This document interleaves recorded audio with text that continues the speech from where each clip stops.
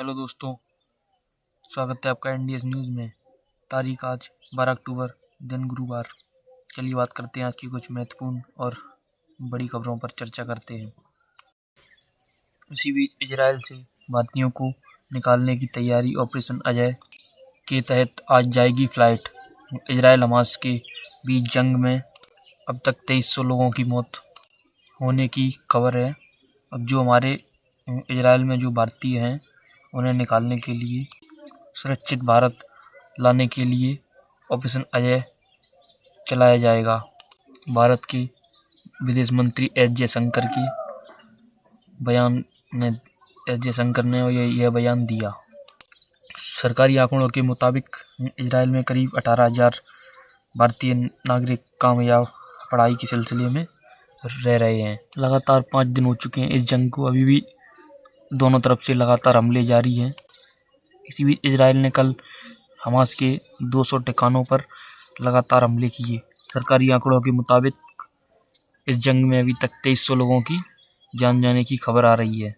और इसी बीच इजराइल ने गाजा में फास्फोरस बम भी छोड़े। और ये फास्फोरस बम क्या है, ये आप स्क्रीन पर इसकी फ़ोटो देख सकते हैं। इसी बीच इजराइल पर हमले का मास्टरमाइंड मोहम्मद देईफ रिफ्यूजी कैंप में जन्मा था। बमबारी में पत्नी और बच्चों को खोया। 2 साल की प्लानिंग के बाद किया अटैक। इजराइल सरकार ने लोगों के लिए अलर्ट जारी करते हुए कहा कि लेबनान से हो रही है इजराइल में घुसपैठ। सरकार का अलर्ट, कहा घर का दरवाज़ा बंद रखें। ये देखिए जलती हुई गाड़ियां, खंडर होती इमारतें और चारों ओर बिखरी हुई लाशें। गाजा में हालात बताती 15 तस्वीरें। और देखिए उल्टा चोर कोतवाल को डांटे। इसी हमले के बीच हमास की धमकी, हमले बंद करो वरना बंधकों को मारेंगे। अपने 100 लोगों को बचाने दुश्मन देश में घुसे थे इजरायली सैनिक। अब क्या करेंगे नेतन्याहू। इसी बीच इजराइल के प्रधानमंत्री नेतन्याहू ने अमेरिकी रिटायर्ड आर्मी अफसर का भी कहना है कि हमें भी इजराइल से सीखना चाहिए, क्योंकि इजराइल के पास में पावरफुल इंटेलिजेंस और आर्मी भी अपने इजराइल देश को हमले से नहीं बचा पाई। इसलिए हमें भी अलर्ट रहना होगा, क्योंकि हमारी भी भारत की सीमाएं 7 देशों से लगती हैं। स्क्रीन पर इस मैप में देख सकते हैं। तो कुछ यूं चल रहे हैं दोस्तों इजराइल की जंग के हालातों के अपडेट मैंने आपको बता दिया। चलिए आगे बढ़ते हैं आज की कुछ अच्छी और बड़ी खबरों की तरफ। 2 दिनों में ब्रह्मोस सुपरसोनिक क्रूज मिसाइलों के 4 सफल परीक्षण। इसे भारत रूस ने मिलकर बनाया। नाटो देश भी दिखा चुके हैं दिलचस्प। और ये वाकई में भारत के लिए और भारत के नागरिकों के लिए बड़ी अच्छी खबर है, क्योंकि सैन्य हथियारों में भारत दिनों दिन तरक्की करता जा रहा है। आयुष्मान कार्ड से एक जुड़ी बड़ी अपडेट आ रही है। देखिए दोस्तों, आयुष्मान कार्ड की पुरानी पात्रता नीति अब रद्द कर दी गई है। जनता को स्वास्थ्य सुरक्षा देने की मुहिम जो पीएम ने चलाई है, तो इसको मोबाइल ऐप के जरिए भी आयुष्मान कार्ड बनाने की सुविधा मिली थी। तो अब इसमें पात्रता में भी बदलाव किया। अब जिन लोगों की राशन कार्ड में 5 से अधिक सदस्य हैं, वे आयुष्मान कार्ड के लिए पात्र होंगे। अच्छा, एक बड़ी दुख भरी खबर देखिए दोस्तों, बिहार में देर रात एक बड़ा ट्रेन हादसा हो गया, जिसमें यह खबर पड़े जाने तक 6 लोगों की जान जाने की खबर है और 100 लोग घायल हैं। 120 की स्पीड से नॉर्थ ईस्ट एक्सप्रेस डिरेल हो गई। 2 जनरल बोगियां पलटी और पूरी ट्रेन पटरी से नीचे उतर गई। और इसमें घायलों और मृतकों की संख्या और भी बढ़ सकती है, क्योंकि ये रात के अंधेरे में रेस्क्यू ऑपरेशन जारी है। और इस ट्रेन के गार्ड बोला एकदम से ब्रेक लगा, इसलिए डिरेल हुई।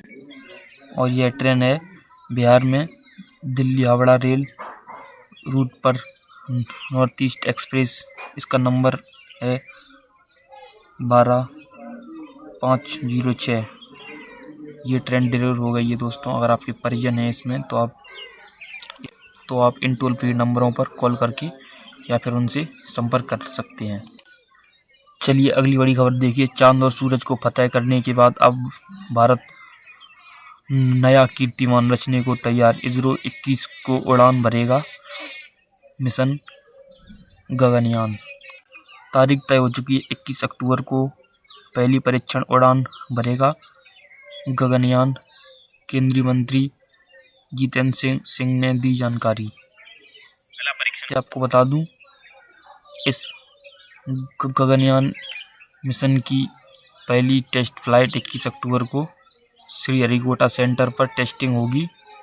नौसेना ने मॉक ऑपरेशन शुरू किया और इस ऑपरेशन के तहत पहली बार भारत इंसानों को अंतरिक्ष में भेजेगा। अच्छा, इलेक्शन से जुड़ा एक अपडेट है। राजस्थान में चुनाव की तारीख बदल दी गई है। अब 25 नवंबर को होगा मतदान। पहले 23 नवंबर को देवउठनी 11 पर होना था। देवउठनी 11 के तय दिन शादियाँ वगैरह ज़्यादा होती हैं, इसलिए लोगों को वोट डालने में थोड़ी दिक्कत हो सकती है, इसलिए चुनाव की तारीख थोड़ी बढ़ा दी गई। 25 नवंबर को कर दिया गया। हालांकि सिर्फ वोटिंग की तारीख बदली है, बाकी सब तारीख वही है कि आप स्क्रीन पर भी देख सकते हैं। चलिए बैंकिंग फील्ड से बड़ी खबर देख लेते हैं।